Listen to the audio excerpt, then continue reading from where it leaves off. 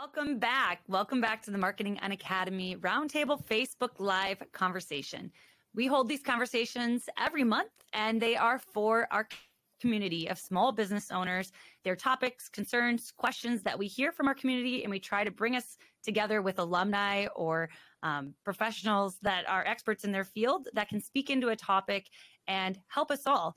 Like, this is what it's all about. We are a community of small business owners. We recognize that it can be hard when you're in a small rural town on your own, owning a small business. It can feel isolating. So we have the Unacademy community to come together, to brainstorm, to talk, to connect, but to have people that understand where you are, what you're going through, and what it might be like to be a small business owner in small rural towns.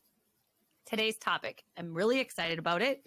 It is a topic that maybe we don't always give enough time and commitment to, but that is critically important. And it is our mental wellness. It is the tools that we need to have mental wellness and the pressures that as small business owners we experience that can cause mental health concerns or issues, challenges, anxieties, stresses. Like, we all have them. And we know that when we're running a small business and we're facing these challenges, it can sometimes feel like we're in a rut or that we're experiencing burnout, and that can slow our businesses down. When we're in a well place and we're thriving, our businesses are going to thrive too. That's why the whole why around what we do is to love your work. When we love what we're doing, when we love where we are, things just seem to move forward and do well. So this was a topic we wanted to have at our Love Your Work retreat. Due to different availability of panelists and people that could be there, we pulled it back, and now we're bringing it into our roundtable conversation. So this is interactive. If you have questions, comments, concerns, challenges, insight, share them during this conversation. Let's talk about it. But we have a very special guest, and that is Beth Nelson, who is here with us today. Beth has been a part of our community for a few years. So Beth, let's get into who you are, what you do. Let's do it. Okay, well, like you said, we own a small business in Lester Prairie, Crow River Comprehensive Hitting. But I always say my other job, my day job, is a licensed mental health therapist. So I'm a licensed marriage and family therapist. The difference between that and a psychologist is we look at things from a relational and systemic perspective, which means I'm interested, if you're the person I'm seeing, I'm interested in you, your family, your history, kind of your community of support, your friends, like how you came to be who you are and how that impacts, everything about your mental wellness or areas of struggle. Yeah. And like, Beth, you get it. You get where people are. Like you said, you're a co-owner of a small business, and you also have your therapy. So you've got a lot going on. Now, when you first came to us, this was over 2 years ago, and I think Daryl was looking into the Crow River Comprehensive Hitting, and correct me if I'm wrong, but at the time, it kind of seemed like this might be Daryl's thing when we started. This might be Daryl's thing. This is a hitting clinic. As the evolution of boot camp happened, and as we kind of dove into it, kind of felt like, well, this is kind of my thing too. This could be like a me thing. And then we had business reinvention, and it was like, no, this is totally a me thing too. Right? Yeah. Yeah. What kind of happened in that evolution? Like, what was realized, or how did we get to where we are today? That's a great question. I think it came through what I always say, process, right? I mean, that's part of how we learn and we do anything, is just trusting a process. And part of our process was, as you said earlier, in conversations we've had, when we first started, we thought our target, market would be older kids and maybe college kids. And Daryl, having coached, professionally in, Major League Baseball most of his life, or a lot of his life, I'll say, 12, 13 years. And, having played, that's kind of where we were thinking. What we learned real quick was it was a much younger crowd. Our target age was as young as, 8, and even I would say younger is still untapped, 8 to, 13, 14. In that group, it started to really occur to both of us. Wow. And I mean, we both, I'll say this, it's something he's wanted, the mindset, the mental aspect of the game. It's huge. I tell players all the time, or young athletes, the game is won right here, 6 inches between your ears. You can be the best player. You can have the best physical skill set. But if this isn't tight, it's not going to be right. You need your mental game on point. You really do. So that's where, you know, having kids come in and starting to do lessons, watching, feeling. I always say I'm an intuitive empath. The minute they walk in the door, I get a feel like, oh boy, and I'm there to help ease their anxiety or their nervousness or excitement. Often parents are there too. And that's a whole nother dynamic between their expectations, you know, with their kid and their kid being excited and anxious. You got a whole lot of anxiety, and then they walk in and, you know, feel performance anxiety. All these things come into play. So that's where kind of the mental aspect, it was like, wow, there's really a need for this. We really need to get on board. And I will say Daryl is definitely the driver of let's do this, let's do this, let's do this. You know, I think sometimes for him, there's a balance. Things can't happen fast enough for him.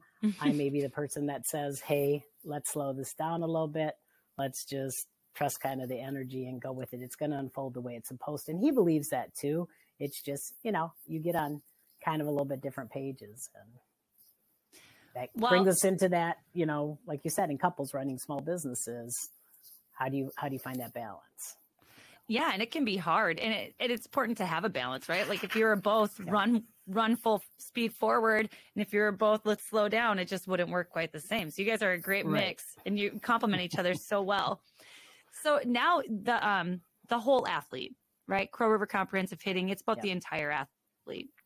And we were talking earlier that you guys do like fall ball camps. And now there's a time with Beth where we sit down and we actually talk about I can't remember how you said that, but let's get our mind right, you know. If your mind isn't right, if your mind isn't tight, it won't be right. Yes, there you go. So now there's actually a time in these camps where they sit down with you and that you get to connect with them. Well, the way it's played out, I think that's where we want to go. Like have them be able to click on and just do a session, a mindset session with me. How we started, you know, and it's brand new. How we started was at the plate with Daryl and Beth, because how this evolved, the process was I'd be in the office, you know, watching and maybe doing a session with the parents. And I think, you know, we've talked about that because they have their own struggles or anxieties around their kids, or sometimes it brings up stuff for them from their past. The other part was noticing kids and almost sensing and feeling, oh, you know, I can feel that energy over there, and I can see why maybe they're not connecting to what they need to do. And so many times I've walked in, you know, Daryl's invited me in, or I've walked in and gone under the net, and I'll say, what was going through your head? And they'll tell me a phrase, and I'll help teach them how to challenge that negative thinking into something positive, so that next swing they're taking, as he's throwing them a pitch, they're going to make a contact, or, you know, just have a better experience. Because that's what this is about. Like you said, we're concerned about the whole athlete. We want to, you know, be all about their mobility, stability, their mindset, their physical skills and experience, and injury prevention, you know, all of it. Yeah, and it's just incredible. I mean, when you're talking about that, I'm thinking like, this is how we should be practicing our whole life every day. All of our people, like for me, like this is the whole person, right? It's our mental wellness, it's our physical wellness, it's everything, and it just helps us to be a better athlete, but to be better people, better business owners. It's not easy to get to that point. It's not easy to always remember to check in on all those things. You know, we get really busy. So super busy. Yeah. And that's where this whole conversation is. Like, there's so many different pressures on a small business owner. There's so many different pressures on us just as people that sometimes we forget to check in. And I'm thinking about personal experience and thinking about the small business owners that are a part of this community. You know, we like the work that we do, and it can be easy to jump in and to put in the time and to do the hours. And I'm sure you see this at the hitting clinic too, as a physical athlete, to do the physical part. It comes kind of naturally. We like our work. I like putting the time in, But to take that step back and look at, relationships or my mental wellness, well, that's where it starts to get a little bit uncomfortable, because that's the part that you can't control. Yep. Right. Well, I think like you and I said, when you're talking about, because I know, we have some talking points today that, we're going to be going over, like work-life balance and financial stresses, comparison, competition, isolation, burnout, all those things to encompass. I always say there's an overarching umbrella when we talk about mental health, and that's anxiety. I would say get used to it. We all have it. Rather than see it as a negative, I like to see it as a positive. I like to say, let's build a relationship with it, because that's my expertise, is how do we build a relationship with things that we struggle with? Because we can't erase it. If we try to erase it, we're just going to fill it with something else. And often we don't choose positive things to fill a gap when there's a loss. And so rather than think, oh, I have to get rid of my anxiety, it's no, build a relationship with it. Use it to your advantage. And I think earlier you and I talked about, I gave an example of being a procrastinator, that at times, if you're in that 11th hour, it's like an invitation. So self-talk to myself would be, okay, Beth, this is time for, your anxiety to come in. It really help you push forward, push through this, and put you in just I call it a hyper-focused state. Like I am in a zone, just like a player would be when they're really on their game. I'm in a zone that you could be walking by, somebody could talk to me, and I'm not even going to be there with you. I'm in my zone because that anxiety is doing what it needs to do in that moment. It's helping me to perform and perform at my highest level, so that I know when I'm done, I'm going to have a really quality product. So I use the example of writing a paper when I was in graduate school. It really helped me to do that, rather than, some people have said, well, have you thought about, and not to say medication isn't important. There's always a place for it. Yeah. But anxiety also can be just learning, how do we slow things down? How do we take some deep breaths? How do we practice some mindfulness? How do we, bring exercise into our life? All those different things that we need to do to manage our stresses. Well, let's get into that, because you had mentioned, building relationship with anxiety. That can be a game-changing opportunity. Like when you're saying that, you're right. Like oftentimes you hear anxiety or think about your own anxiety, and it feels like this negative thing that you don't want it. I have to get rid of this. How can I control this? How do I get this out of me? Get this out of my life, get this out of me. I don't want this to be a part of my being. Mm-hmm. When you say build a relationship with your anxiety, like how? What do we do? What do we do? Because I see this with our small business owners a lot too. Mm-hmm. There's a lot of being anxious. Yeah. And well, going back to, if I think of something as debilitating or negative, now it becomes something that holds me back. If I think of it as something that can become a strength of mine, now I see hope and progress, right? I have, your mind is a tool. It is your most powerful tool, and learning how to harness it is practice, just like we practice physical skills. So when I talk about, kids that come for hitting or pitching or catching clinics, they're practicing a physical skill. If I ask them to practice their mental game, I might be telling them to do some visualization. I might be telling them to talk out loud to themselves. I might be telling them, hey, that button on the top of your cap, push it and hit a reset.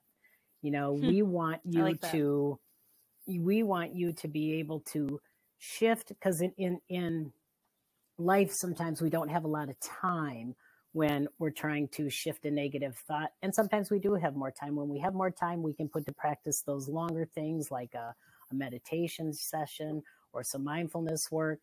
When we don't have a lot of time, we want to be able to, another trick is to think of your happy place, person, or thing. So be able to close our eyes and call up an image that is soothing, is relaxing. For me, it would be, I can close my eyes and think of being on a sunny beach, hear the wave of the waters. I'm a nature girl, or being by my horse. And we'll get into that. Those are things that are instantly just bring a sense of wusa, or calm. And so when we can do that, when we're struggling, if we can just close our eyes and take a minute, I go back to, we can ground ourselves. We need to learn how to ground ourselves and anchor ourselves. So that's the way we start to address our anxiety, by building a relationship. We acknowledge it, like, hey, I have anxiety. Because often as a therapist, I can tell you when people come in, they'll say, oh no, I don't have anxiety. Yeah. Or your kids will say, no, I don't have it. I'll say, well, do you know what it is? And they'll go, and I'll say, it's okay. You know, anxiety is a feeling instead of this negative thing. It's maybe sometimes butterflies. It's maybe you feel tightness in your chest, or shortness of breath, or you can't pull up a thought, or you feel you can't move, you know, if it gets really bad. So learning first what it is and how it shows up in your own body and how it shows up in different times, whether it's performance or, you know, other stresses, just recognizing it, validating for yourself, hey, I have this, it's okay. And now I got to learn how to calm it down. So that's what I mean by building a relationship with it. I want to use it to become kind of my friend, not my enemy. And when I don't need it, I also have to be able to talk out loud and say, hey, you know what? I don't need you today. Today's a big day. I need you to take a step back, you know, and before whatever that big event is, maybe I think about all the things that I'm worried about or nervous about. Like I tell people too at night, write the list down of everything you're thinking about that you have to do tomorrow, because those are the things that wake you up at 2 and 3 in the morning. Yeah. If you write that list before you go to bed, oftentimes your brain lets it go. Oh, she took care of it. Because I say your brain is kind of like a camera and a recorder. It sees what we do. If I'm writing a list down here, it sees that I'm doing it and it says, oh, Beth took care of that. Okay, she can sleep now. If I don't do it, guess what? 3 in the morning, I'm going to be thinking, I got to do this, I got to do this, I got to do this, and go through my mental, you know, checklist. Yeah. That's a great tip. When you were saying that, you brought me right back to when I owned our retail store and we were transitioning to building the store, and we had to move everything and fill it. And I had sleepless nights, and a therapist had said that, like, you need to get this notebook and tool. And I'm like, why am I not doing it? And sometimes these incredibly easy things are such they're just such tools. Like, and when you do that, when you sit down, you write it down. And that notebook stays by my bed now, even at 2 or 3 o'clock in the morning. When I wake up and think about it now, you write it down, and it does. It's like it just exits it. You give it permission to leave for a little bit, because you know you can revisit it now. And it's just, you have your list. You're not worrying. Because you're not worrying about it. You know, you're not putting energy into the worry and setting off, you know, different chemicals in the brain. You're putting energy into, okay, I need some sleep, which is also important, right? Sleep hygiene is big in our mental game and our mental wellness. We need to have restful sleep, not sleep that's, you know, we're waking up every few hours because we're so stressed out about stuff. Yeah, absolutely.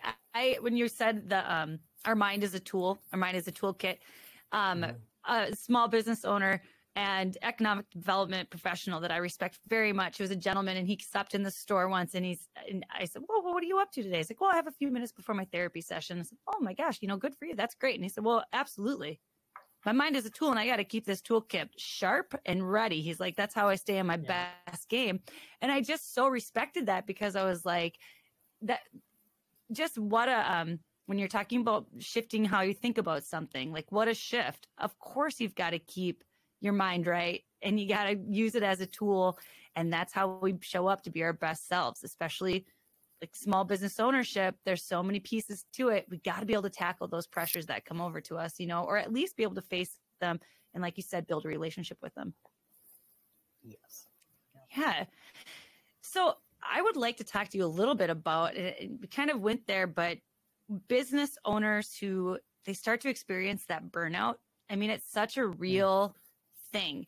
They kind of start to get stuck in a rut or a lack of motivation. And I think that when that starts to happen, it's oftentimes a lot of these pressures and the things, the issues that face small business ownerships, they kind of just start piling on, and we get stuck in this place. So, I mean, pressures, like you said earlier, work-life balance, financial stress, you know, small business owners are trying to meet goals, pay employees, pay themselves. There's comparison and competition. You know, you're watching other small businesses that are like yours, and that can become super overwhelming. the isolation of being a small business owner, like all of these things, they build up to being in a rut and feeling like you're super stuck. So maybe if we want to talk about, exercises or strategy about those different pressures of how we can keep ourselves on top of it to keep ourselves moving forward. And when you're one of them that I looked at and that I was thinking about is comparison and competition, for example. I think this is something that we all do. And in my personal life, I have a saying that, comparison is the killer of joy, right? Like why I don't have to compare myself to other people or watch that. But I think it's hard, especially when you're a small business, if sometimes you're looking at other people or they present themselves in a different way, you think, well, what's so wrong with me? How do we reflect back and look at ourselves and try not to do that? Well, I think one of the things is to, you guys offer some great opportunities. And I'm not just saying that because we're on today, but I think when you feel like you're in a rut or stuck, to me, it's about change. Something needs to change. And it goes back to one of the sayings we have, if it doesn't challenge you, it won't change you. So when I'm stuck, I have to start thinking about what's something I can do that's a little bit fresh. Therapy, like you said, if I'm not doing that already, I should add that. And with my business, it's really thinking about creative juices. What do I need to do to get excited about and feel passionate about? Because if we're not passionate about what we're doing, I'm sorry, I don't think that's going to work. Or at least I know for me, it wouldn't. I love what I do.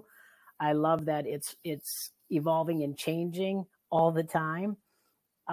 That's exciting to me. And I think that's a key to it is maybe we need to, when we're stuck, if we look at the other aspects of our life, are we eating well?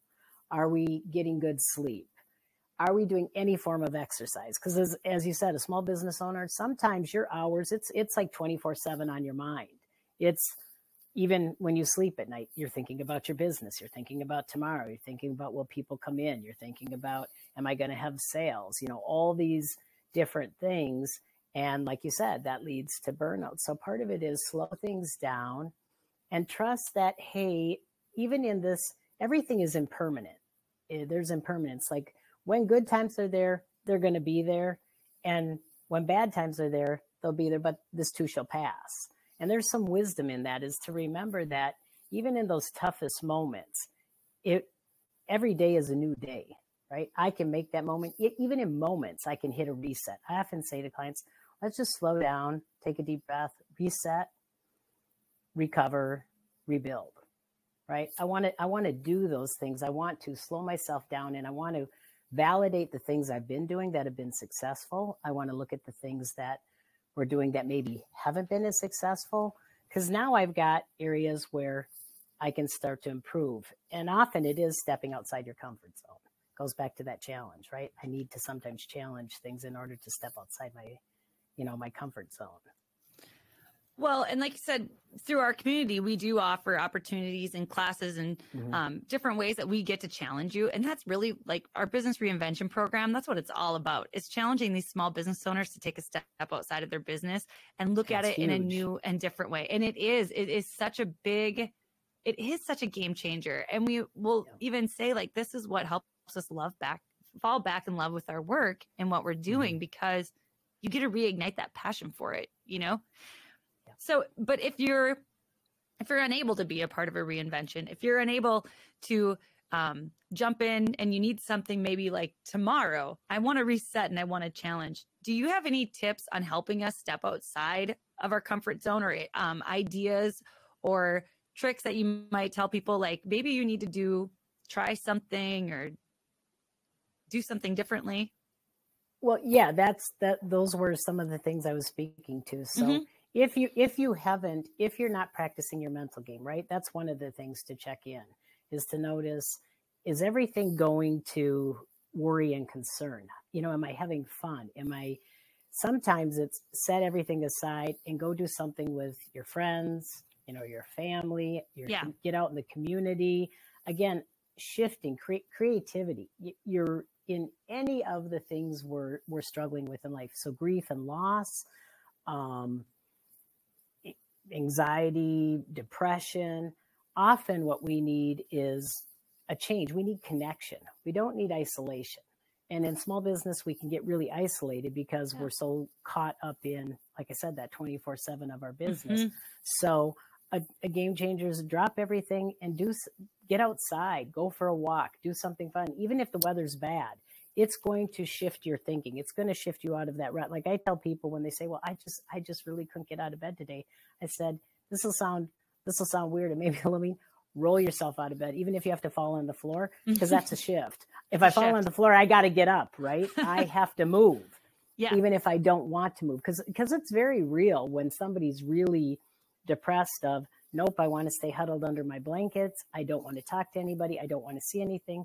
That's just what I call feeding that dark energy. The more I feed that, it's going to grow. You think about things, like bacteria, viruses, they grow in the dark, right? They grow in petri dishes. They grow when we aren't letting them out to the air or into the light. If I add a little light, which means I've got to push myself. Sometimes I'll tell people, just open your window, even when it's cold out, and get some fresh air. Stand in front of it if you're having a moment. Because again, I want to shift this. This is so, and I have to learn that this is so connected to this. And often what I see is they separate. Yes. We're not in tune with our body, and what we feel and experience. So we can't really help ourselves out. So that's kind of that where mindfulness or meditation, there's lots of apps. Headspace is a great app. There's Calm. If you just Google mindfulness apps, you're going to come up with a whole bunch, or Calm or meditations. You're going to come up with a lot of apps. So your digital life, your phones, your computers, it can help you with that too by accessing those apps if you don't feel like you can access a person. But also, I would tell people, reach out and share. Vulnerability is a key to almost everything in our life, and it's the toughest thing to do. Oh, it's the toughest thing to share and say, God, I'm really struggling. Or when our feelings get hurt. How often do we say to somebody, that really hurt my feelings? Yeah. We don't. We get angry. We get mad and we lash out instead of saying, I'm really hurt.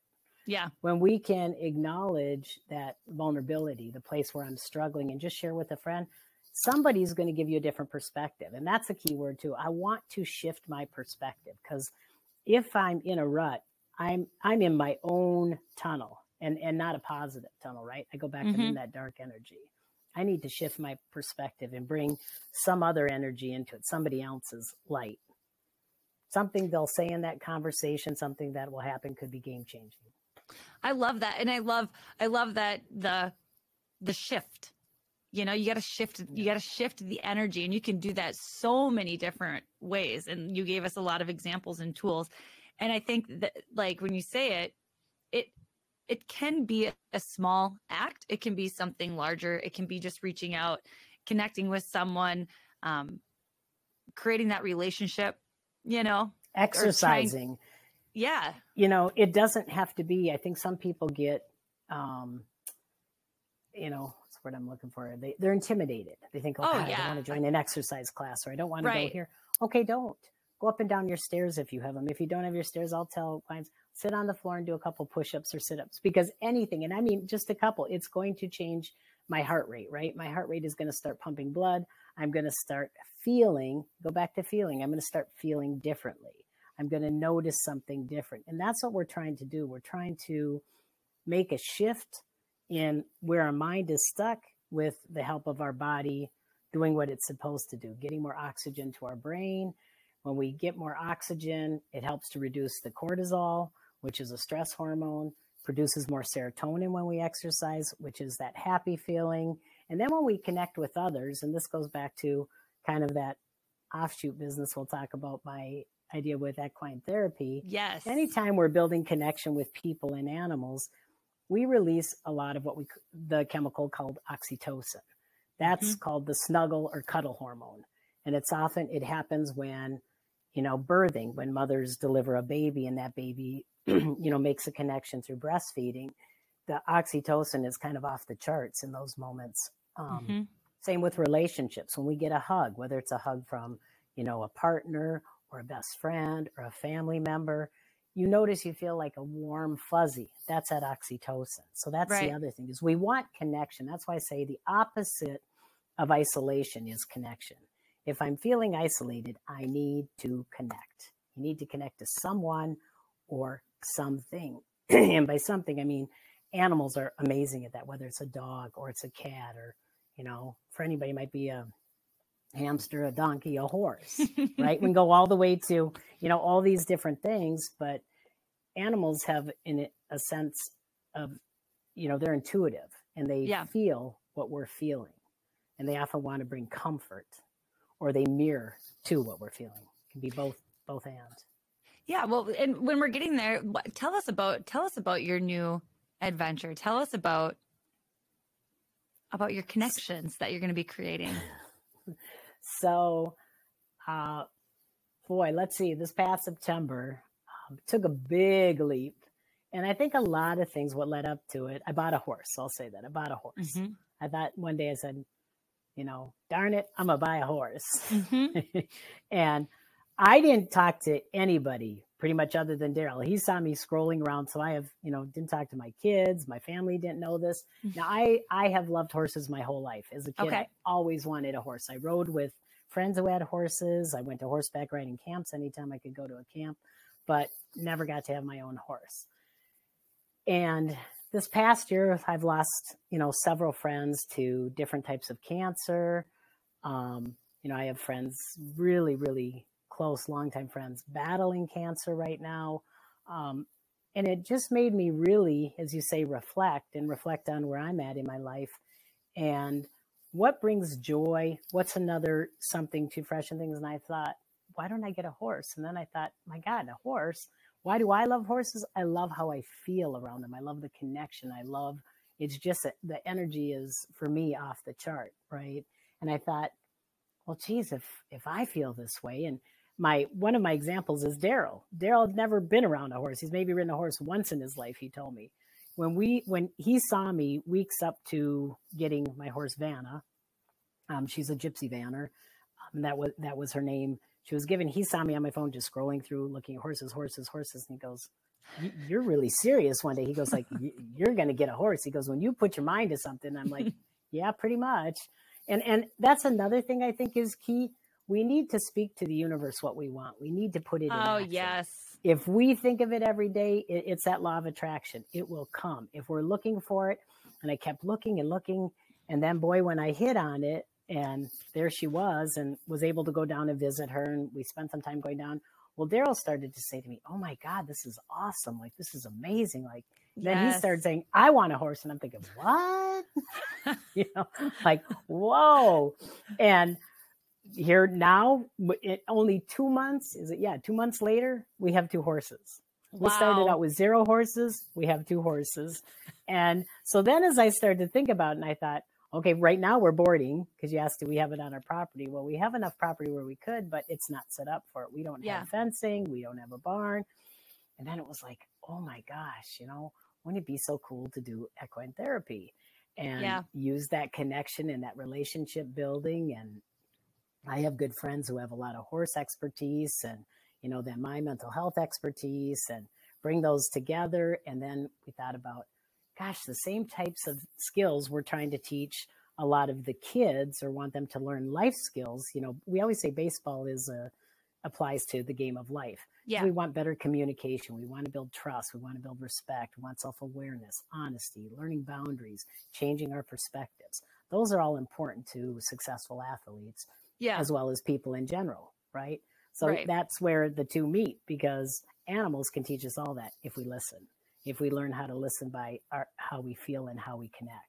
And I will tell you, I think the reason I love what I do the most is everything comes down to that C word, connection.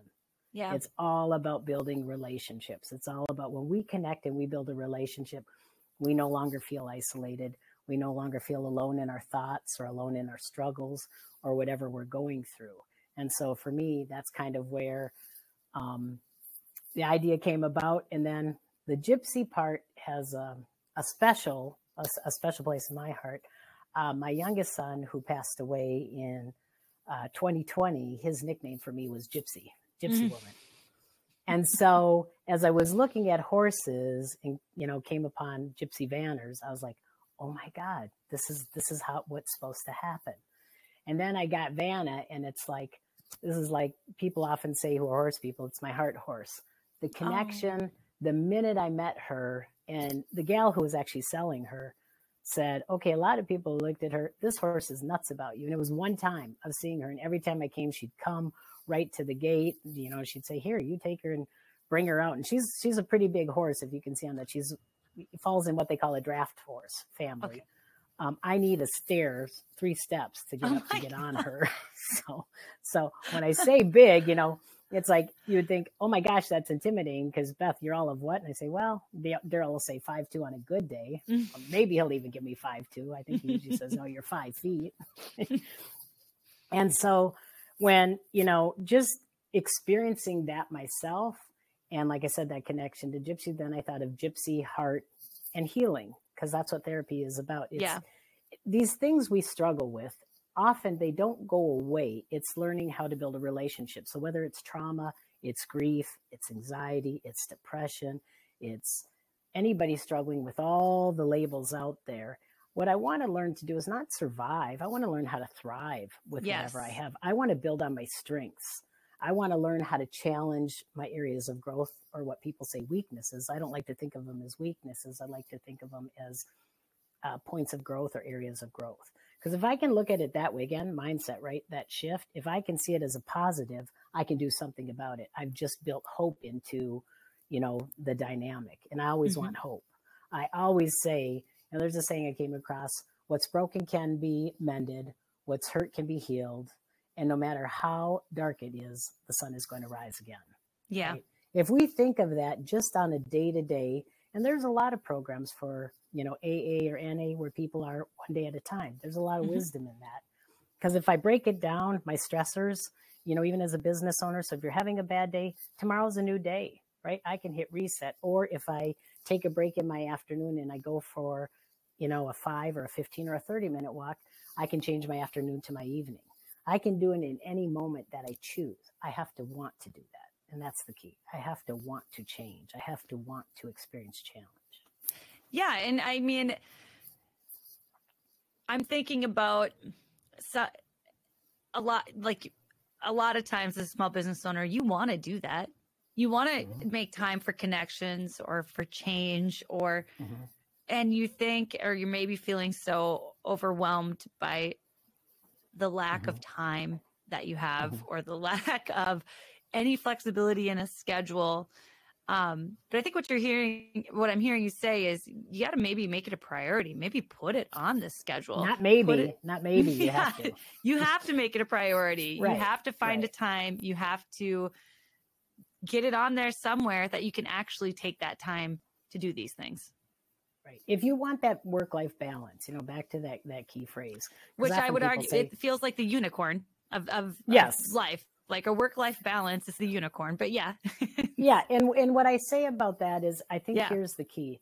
I can have it all, just not all at once. Yes. So if I think every day I'm going to have balance, I've set myself up to fail. What it is some days it's going to be grind, or weeks of it, or maybe even a month.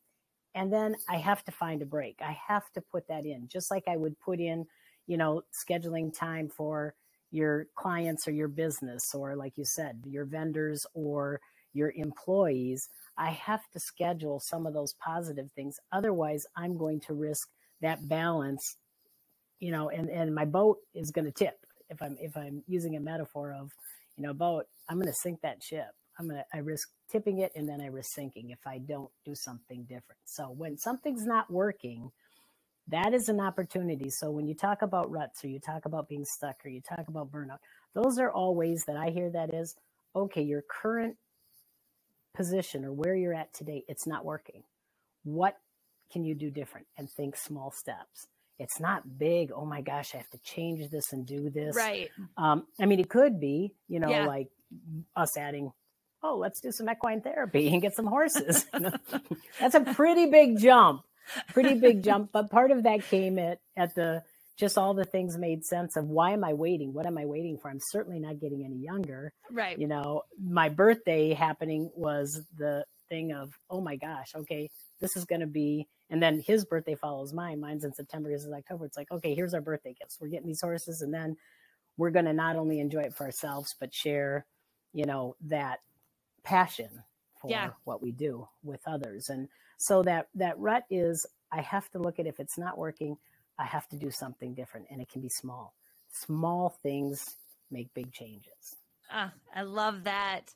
I love that. And I also love how you explained work-life balance. Like, it's not, if you're looking for it every day, it's not going to be there, right? You got to recognize that there's time to grind and there's time to unwind. Like, you've got to, there you go. You got to see that. Yeah. But and sometimes I think that we get down on ourselves because it feels like, well, some people have a work-life balance. I want to work, or, like, especially when you're small business ownership, but if you know that you're going to make time for it, if you know that it's coming up, it might help put some of that stress about work-life balance at ease. Like, okay, I recognize that this week is a big week, but I'm going to set aside time next week on this day to get back to it and to get back to this. So even just maybe that's that shift in mindset that you're talking about too, like recognizing that today is today, this week is this week, next week I'm going to make this a priority. Yeah. And I love what you said right there. Schedule it, pencil it in, because otherwise you're not going to do it. We can talk all day long about, oh, I need to do this, I need to do that. Do it, right? There's that saying, Nike, don't try, do it. Make Just it do happen. It, man. Another piece is that I can, when I can't and I won't, and we get negative, I call that that fixed mindset. That's that fixed mindset where there's no possibility, there's no hope, this is not going to change, this is all terrible, it's going to be bad. And often that's my challenge to people is think about what you're telling yourself. What are the messages you're hearing? I guarantee you most of the time you are thinking negative things. So what do I have to do? I have to challenge that. I have to challenge my negative thoughts with positive ones.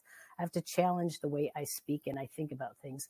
And what brain research shows is I can't overthink a negative thought. I have to talk it. So talk out loud to yourself. You're not crazy. I tell kids that all the time. I said, if you think it's funny to talk, you should hear me. I walk around talking to myself all the time. And Daryl's laughing like, yeah, she does. And then the kids will say, do you answer yourself? I said, sure. Sometimes I do. Yeah, I'm talking and I'm going, okay, here's my thought. But a growth mindset is everything is possible. I'm not going to let anything limit me, because when I get into that place, that ignites that fear response, which is fight, flight, or freeze. Now I don't have a lot of options. I'm fighting something. I'm fighting against something. And maybe I'm fighting against change, right? If I'm fearful is puts you in that space of, okay, freeze, right? Fight, flight, or freeze. And flight could be, I'm going to run away from it. I just don't want to deal with it. But often when we do that, we all know it, and we all do it at times. Then we got to come back to it. And it's like, oh God, okay. Why did I leave that, go? Because now it's this big. So the challenge is to acknowledge it's there, acknowledge it's bothering me, and what are the small steps I can do to change it? What are some of those things we talked about, that bring change about? And a lot of times it's start with your mental game. If you're thinking negative thoughts, change it to a positive. The challenge is to slow down, because when I have to think about how I'm going to say something, it forces me to slow down, which means I'm going to take deeper breaths. I'm thinking more clear and better. And then if the challenge is to say it positive, now I'm really making a shift in my perspective too. So it's your body's moving more in tune and in sync with your mind. I love that. And a reminder to do that on the daily, right? Speak things into existence. I believe in that too, that when you say it out loud, it helps to make it more real. And I think, like you said, saying it, you're taking the time and you're putting the mental focus into making that happen. And it's telling yourself that this is going to happen.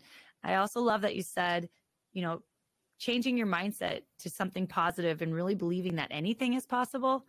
And yesterday at our business reinvention, one of our businesses, she works for a larger company, and she's running like the side, another business they started within this business.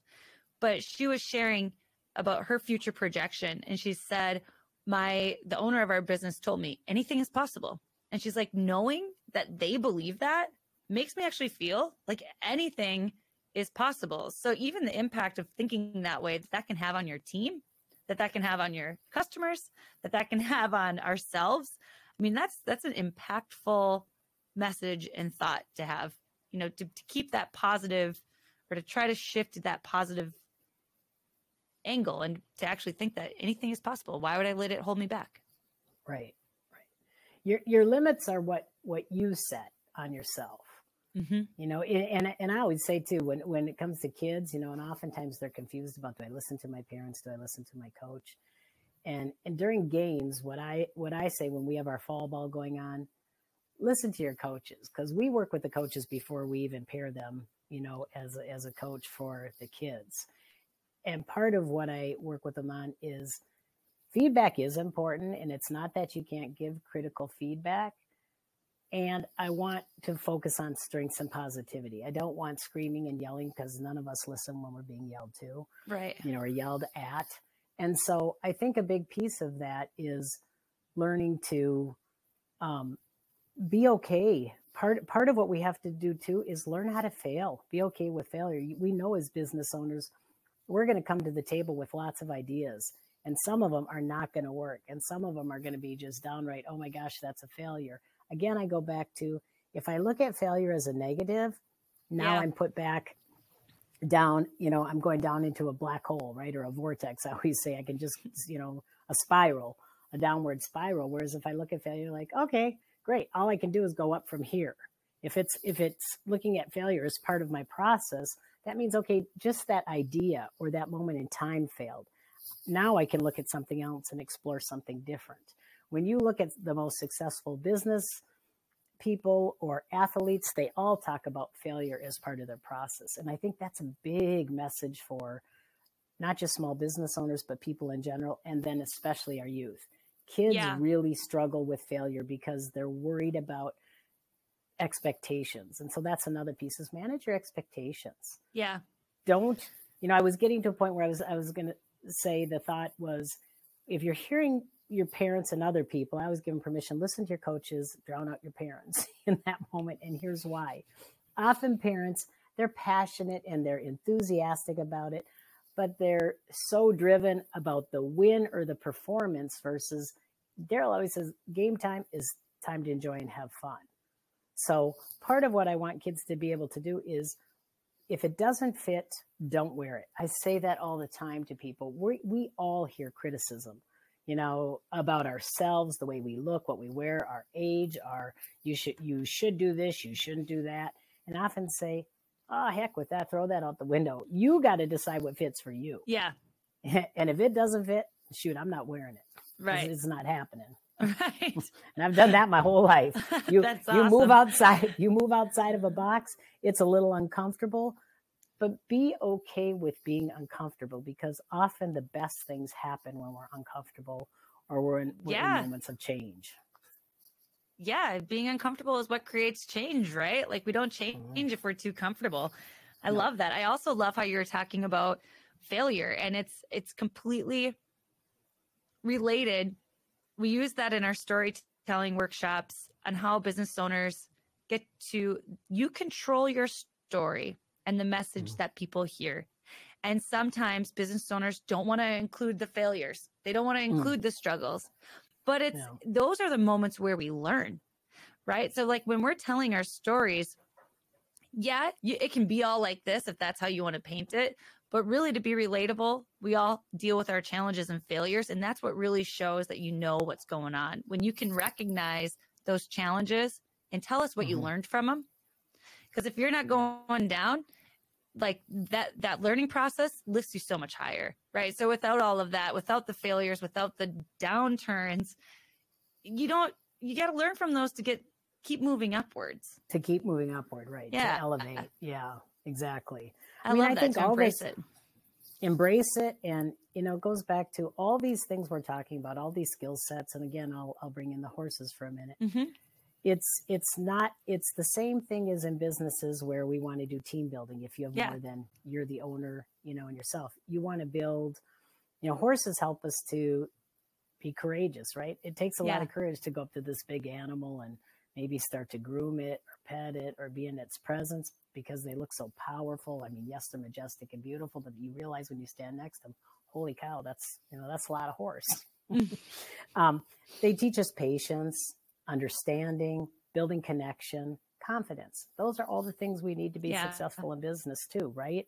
We need to learn how to be courageous to make those changes and to challenge ourselves, to be patient in times of struggle and stress, and trust the process that this too shall pass, to have understanding for not just your own ideas, but other ideas and perspectives, building connection that's reaching out to, like you guys do a great job, other small business owners, your friends, your family, your community, because that's going to help build confidence. People usually have great wisdom to impart. I always say everyone has genius inside of them.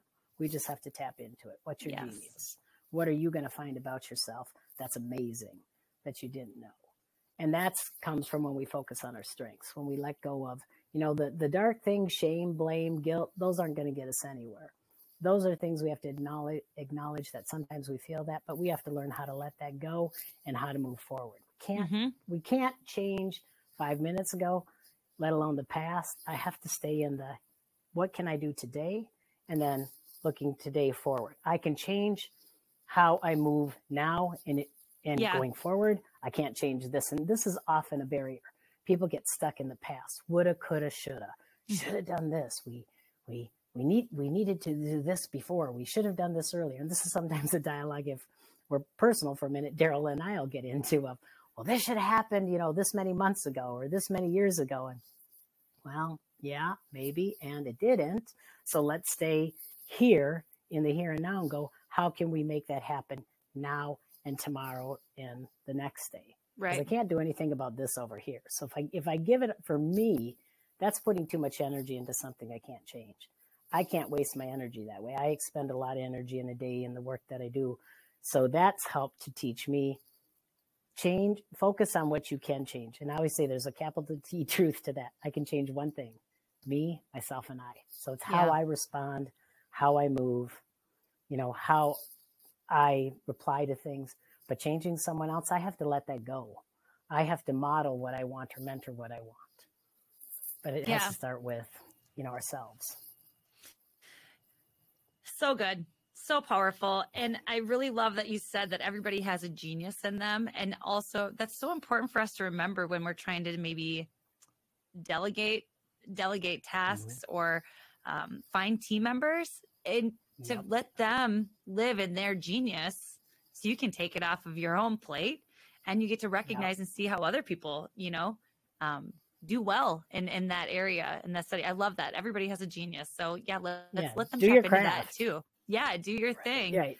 Do your thing. Nobody Share wants to be micromanaged, right? None of us want to be micromanaged. So it's really, like you said, allowing other people's wisdom, their insights, their creativity to take hold and see what happens. Again, I think that's, when you talk about Daryl and I being, a good balance, it's, we're really different in a lot of ways. And then there's similarities and there sometimes it's extremely challenging and at times probably frustrating as heck. But it also, I always say leave the but out. So I'll say, and it brings a lot of really good things when you can have conversations, good things happen when you share those perspectives and those different wisdoms and you blend them. When you blend things, it's usually a good thing. It's not a bad That's thing. Awesome. And goes back to just sharing, right? And those are those connections and being honest with yourself and speaking it and communicating it. Yeah. That's awesome. Beth, you're really good at what you do. and I'm so thankful that you're a part of this community in a lot of different ways. And it's been really cool to see, the boot camp that you and Daryl were in with Crow River, that was the first boot camp that I ever had gone to as well. So to kind of watch you guys through the process, and I'm kind of going through the journey myself, it's been really, really something. I feel very fortunate that you were one of the first businesses that I got to see going through the process, because you're doing really cool things. Well, thank you. And as you say that, the part I think that comes from me too is to be clear too to people. If I maybe make things look easy, I've been told that a lot with things that I do. And I always say to people, it's truly not. I have my own struggles. You notice in that first boot camp, I was more quiet. I'll sit back a lot of times in a group setting. I sit back and I observe. I listen. I'll speak up maybe a little bit. Daryl will always be the one, come on, you need to say something. You've got good stuff to add. And I have to get comfortable. It goes back to, build a relationship. I'm a feeler. I also want to, feel the energy of the other people in the room and give people space, because that's what I'm used to doing, right? In my work. And so it goes back to that piece I said, it's okay to be uncomfortable. It's okay to be uncomfortable in what you're doing, and trust your process. You're where you're supposed to be. So it goes back to manage your expectations too. Don't put more on yourself than you can manage in that moment, because then that becomes overwhelming. You're going to get there. Trust the process. You're going to get there. It just takes time. Just takes time. Takes time. I think that you packed so much into this hour that it could have been like a month's worth of content that we could have dug in deeper and deeper and deeper. But I think, remembering that your mind is a tool, remembering to build relationships. When we feel stuck in a rut, shift, do something to shift your mindset, build those connections, to reset how you're thinking. Challenge ourselves to get a little bit uncomfortable sometimes, to have the positive mindset to actually believe that anything is possible, right? And trust being vulnerable and open to perspective, right? When we shift, it's often about changing our perspective. Yeah. We're usually stuck in kind of a tunnel vision, and we want to open that and broaden it and let, other energy and other ideas. Yeah. No, I like that. I'm still going back to the beginning of building a relationship with our anxiety and building a relationship with our stress, to use it as our superpowers, right? To harness the energy when we need it. Turn everything, and that's often something I say is the things you think are your weaknesses or your struggles, those are actually your superpowers. Those are the things that are going to make you great. Those are the things that are going to make you amazing.